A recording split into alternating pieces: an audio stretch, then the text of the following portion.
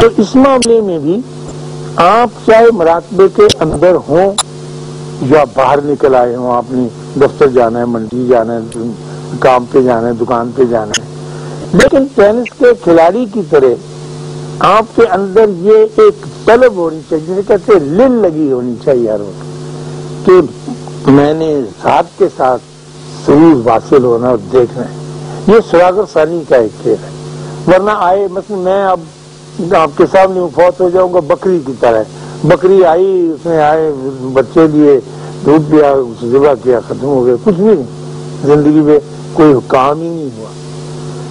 تو یہ جاندار جو دوسرے جاندار ہیں ان میں جان ضرور ہے سب میں، لیکن روح نہیں ہے۔ دیکھیے اتنا سا فرق ہوتا ہے۔ کئی لوگ کہہ دیتے ہمارے غیر مسلم دوست کہ جانور پہ ظلم کرتے ہیں، آپ کھا جاتے ہیں اسے، تو کھاتے ہم اس لیے ہیں کہ ظلم تو جب ہوتا ہے کہ اس کے اندر روح ہوتی ہے، اس میں ایک سینسیبلٹی ہوتی، وہ تو ہے ہی نہیں اس میں۔ جب بھیل مچھلی اپنا منہ کھولتی ہے تو تقریباً 3500 مچھلیاں ایک لقمے کے اندر اس کے منہ، آپ نے دیکھا ہوگا فلموں میں، چھلانگ مار کے خود ہی جا رہی ہے۔ تو یہ اس کی کیفیت ہے۔ اب آپ جاندار تو ہیں لیکن آپ کے ساتھ روح کا ایک مسئلہ ہے۔ اس روح کی تلاش کے لیے، اس کی الٹرا ساؤنڈ بننے کے لیے آپ کو خود مشین، یعنی خود کوزا کرو، خود دلے کوزا، جیسے اس کے بغیر چارہ نہیں ہوتا۔ تو یہ ایک بڑا پرلطف یوں ہے۔ اچھا، اس سے آپ کو کچھ ملے گا نہیں کہ آپ کو جب آپ مراقبہ کریں گے تو آپ کو انعامی بانڈ کا نمبر نظر آ جائے گا، نہیں، ایسی بات نہیں، لیکن آپ آسودہ ہونے لگیں گے، اتنے ہی آسودہ جتنے آپ بچپن میں تھے۔ بہت بڑی نعمت ہے۔ یا آپ اپنے بچوں کو، پوتوں کو، بھتیجوں کو دیکھیں گے، آج کے بعد دیکھیں کہ یہ کتنی آسودگی کے ساتھ بھاگا پھرتا ہے، اس کو کچھ پتا نہیں۔ اور وہ اللہ بھی یہ فرماتا ہے، ہمارے بابے کہتے ہیں، فرماتا تو نہیں، ان کا ایک اندازہ ہے کہ جب آپ جنت میں داخل ہوں گے یا جنت میں جانے لگیں گے تو اللہ گیٹ کے پاس باہر کھڑا ہوگا، اور جیسے گیٹ کیپر گیٹ پاس نہیں مانگا کرتا آپ باہر جا کے کھانا ہے، تو اللہ کہے گا کہ وہ معصومیت جو دے کر میں نے تمہیں پیدا کیا تھا وہ واپس کر دو اور اندر چلے جاؤ۔ اور ہم سارے کہیں گے کہ سر وہ تو معصوم، ہم نے تو BA بڑی مشکل سے کیا، بڑی چلاکی سے ہم نے کیا تھا، تو وہ تو ہم یہ معصومیت بیچتے رہے، ہم تو اب ہمارے پاس نہیں۔ تو اس معصومیت کی تلاش میں، اس روح کی تلاش کے لیے اس کی ضرورت ہوتی ہے۔ مجھ سے جب پوچھتے ہیں تو اس میں کوئی اور اگر کوتاہیاں وغیرہ ہوگی یا مشکلیں ہوں گی تو آئیں گی ضرور، کیونکہ سب سے تنگ کرنے والی چیز جو ہے وہ خیال ہے، وہ مائنڈ ہے۔ مائنڈ کی، اور بابے کہتے ہیں جو وجود ہے ذات کا، اور جو ذات ہے اللہ کی، وہ قلب کے پاس، یعنی ہمارا یہ ہارٹ جس کا بائی پاس ہوتا ہے، یہ نہیں قلب جو میں نے ان سے پوچھا، اس کے قریب ہی، اس کے ڈاؤن کچھ 1-1.5 انچ کے فاصلے پر قلب کا ایک مقام ہے۔ کیونکہ یہ بھی نظر نہیں آتا ہم کو روح کا معاملہ، اور اللہ نے فرما بھی دیا ہے کہ ہم نے تم کو علم دیا ہے الا قلیلا، تھوڑا ہے، نہیں جان سکو گے۔ روح کے بارے میں جب حضور نے پوچھا تھا تو وہ اندازہ یہ لگاتے ہیں کہ وہاں مائنڈ جو ہے وہ اس کے اوپر حملے کرتا رہتا ہے، اور وہ دیکھتا رہتا ہے کہ کس طرح سے میں نے اس کو آدمی کو پکڑ کے پھر پنجرے میں قید کرنا، اور خیال جو ہے وہ پنجرے میں قید کرتا رہتا۔ یہ جو وعدہ تھا بڑی دیر کا اور دور کا، وہ آپ کے ساتھ پورا ہوا۔ اللہ آپ کو آسانیاں عطا فرمائے اور آسانیاں تقسیم کرنے کا شرف عطا فرمائے۔ اللہ حافظ۔ کوئی نہ کوئی کونا خدرہ ایسا رہ جاتا ہے جو ایسے مکینوں کو بھی جگہ فراہم کر لیتا ہے، تو وہ بڑے شوق سے، بڑے سبھاؤ کے ساتھ، بڑے مانوس انداز میں گھومتی پھرتی رہتی ہے، ہمارے فرش پر بھی اور کمرے کے اندر بھی چلی آتی۔ تو کل وہ ایک فاختہ آئی جو ٹیلی فون کی تار پہ بیٹھی تھی، اور یہ چڑیا اڑ کر اس کے پاس گئی، اور میں دھوپ سینک رہا تھا۔ تو اس چڑیا نے فاختہ سے پوچھا کہ آپا، یہ جو لوگ ہوتے ہیں انسان اور جن کے ساتھ میں رہتی ہوں، یہ اتنے بے چین کیوں ہوتے ہیں؟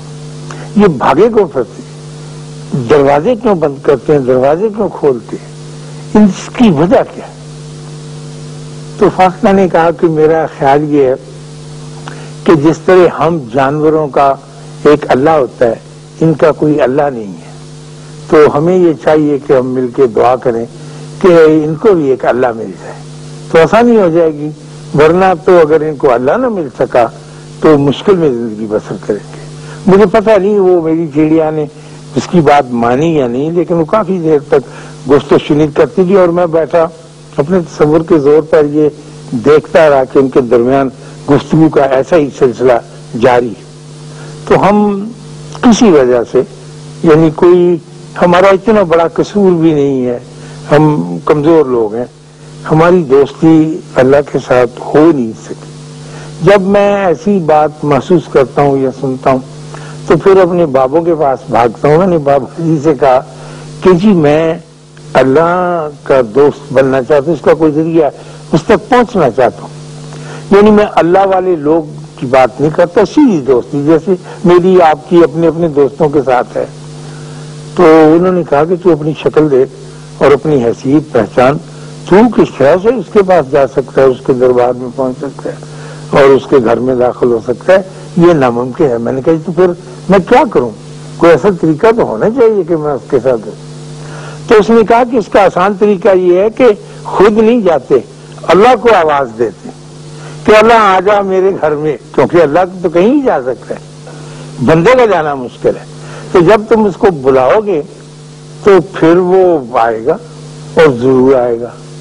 تو میں نے سوچا اتنے سال زندگی گزر جانے کے بعد کہ واقعی میں نے کبھی اسے بلایا ہی نہیں، کبھی اس بات کی زحمت کی نہیں کی۔ وہ ایسے ہی میری زندگی رہی ہے جیسے بڑی دیر کے بعد کالج کے زمانے کا ایک کلاس فیلو مل جائے بازار میں، تو پھر ہم کہتے ہیں کہ ہو بڑا اچھا آپ مل گئے، کبھی آنا۔ وہ کہاں ہے، اس کو تو بیچارے کو پتہ نہیں کہ رکھیں گے جی۔ کوئی ہمارے ایک دوست تھے، وہ جب بھی ملتے تھے ہم راولپنڈی جاتے تو وہ کہتے کہ جی آنا ذرا رکھنا، بہت اچھی بات ہے۔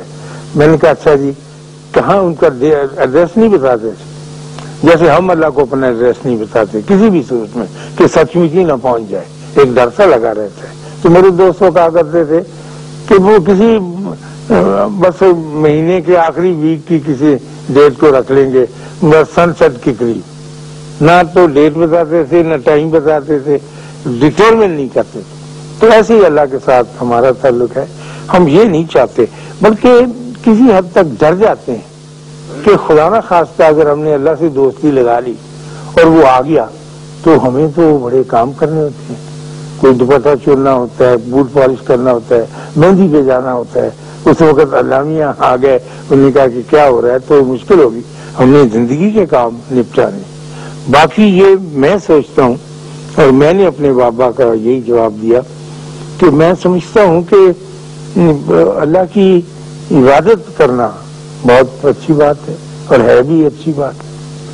تو انہوں نے کہا کہ عبادت کرنا تو ایک اور چیز ہے، تم نے تو مجھ سے کہ میں اس کو بلا واسطہ طور پر ملنا چاہتا ہوں۔ عبادت کرنا تو ایک گرامر ہے جو آپ کر رہے ہیں، اور اگر آپ عبادت کرتے بھی ہیں تو پھر آپ اپنی عبادت کو سیلیبریٹ کریں، جشن منائیں۔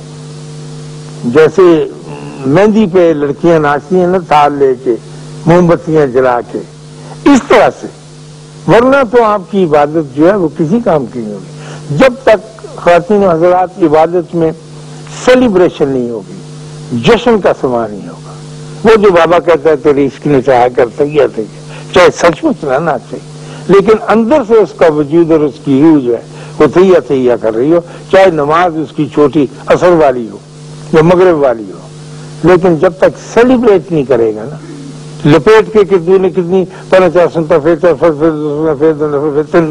چلو جی جا کے سنائیں، یہ تو عبادت نہیں، ہم تو ایسی ہی عبادت کرتے رہے، اس لیے تال میل نہیں ہوتا اس کے ساتھ۔ جشن ضرور اس کا منانا چاہیے۔ ہمارے یہاں جہاں میں رہتا ہوں وہاں دو بڑی فیلڈز ہیں، ہاکی کی گراؤنڈ اور کرکٹ گراؤنڈ۔ تو سنڈے کے سنڈے بہت سویرے، بہت جب ہم سیر سے لوٹ رہے ہوتے ہیں، منہ اندھیرے، گڈی اڑانے والے آتے ہیں، ان کا بڑا اہتمام ہوتا ہے، بڑے بڑے تھیلے ہوتے ہیں ان کے اور بہت کاریں، اور اس میں رکھ کے وہ پتنگ اڑانے کے لیے ان کھلے میدانوں میں آتے ہیں۔ اور پتنگ اڑانا خالی ان کا یہ فعل نہیں ہے جیسے ہم عبادت کرتے ہیں، وہ جشن مناتے ہیں اس کا۔ جب تک اس کے ساتھ جشن نہ ہو اس وقت تک وہ پتنگ نہیں اڑتی ہے، اس وقت تک وہ سما نہیں بنتا۔ تو کھانے پینے کی بے شمار چیزیں، باجا بجانے کے بھونپو، اور بہت کچھ، جشن زیادہ ہوتا ہے، کائٹ فلائنگ کم ہوتی ہے۔ جس طرح ہمارے یہاں عبادت زیادہ ہوتی ہے، سیلیبریشن، اللہ کو ماننا کم ہوتا ہے۔ تو میں نے کہا یہ گڈی اڑانے والے بہت اچھے رہ گئے۔ تو پھر ہمارے وہاں ڈیرے پہ بابا کے پاس ایک گڈی اڑانے والا آیا کرتا تھا، موچی دروازے کے اندر سے، بڑی خوبصورت چارسے کی باندھتا تھا دھوتی، جیسے انجمن باندھا کرتی تھی لمبے لڑ چھوڑ کے فلموں میں، بالکل ویسے۔ اور آ کے ہمارے بابا جی کہتے تھے کہ گڈی اڑاؤ، یعنی وہ ہم کو ایک حوصلہ دیتے تھے کہ سیلیبریٹ کرنا بھی اب مجھے سمجھ میں آنے لگی۔ تو گڈی اڑاتا تھا، اتنی اونچی خواتین حضرات، میں پہلے بھی بتا چکا ہوں کہ نظر نہیں آتی، اور میرے جیسا آدمی تو ڈور کو سنبھال بھی نہیں سکتا۔ تو میں نے اس سے پوچھا پاسری یہ گڈی تم کیوں اڑاتے ہو؟ کہنے لگا جی یہ گڈی اڑانا بھی اللہ کے پاس پہنچنے کا ایک ذریعہ ہے، نظر نہیں آتی کہنے لگا، لیکن اس کی کھینچ جو ہے یہ بتاتی رہتی کہ میں ہوں۔ اللہ نظر نہیں آتا لیکن آپ کے دلوں کی دھڑکن یہ بتاتی رہتی ہے کہ میں ہوں، یہ نہیں کہ وہ آپ کے سامنے آ کر موجود ہو۔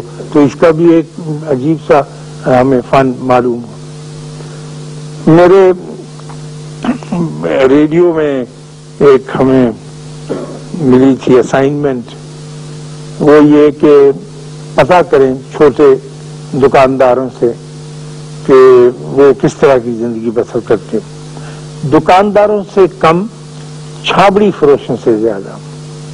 یہ کچھ دیر کی بات ہے۔ تو میں گیا، بہت سے چھابڑی فروشوں کو انٹرویو کیا، ان سے حال معلوم کیے۔ پیسے کا ہی سارا اونچ نیچ ہے، اور ہم جب بھی تحقیق کرتے ہیں یا تحلیل کرتے ہیں یا انالیسس کرتے ہیں تو اکنامکس کی بیس پر ہی کرتے ہیں کہ کتنے امیر ہیں، کتنے غریب ہیں، کیا پرسنٹیج ہے، کس ریشو کے ساتھ زندگی بسر کر رہے ہیں، کیا ان کے مسائل ہیں۔ تو دلی دروازے کے باہر آپ لوگوں میں سے جنہوں نے دیکھا ہے دلی دروازہ،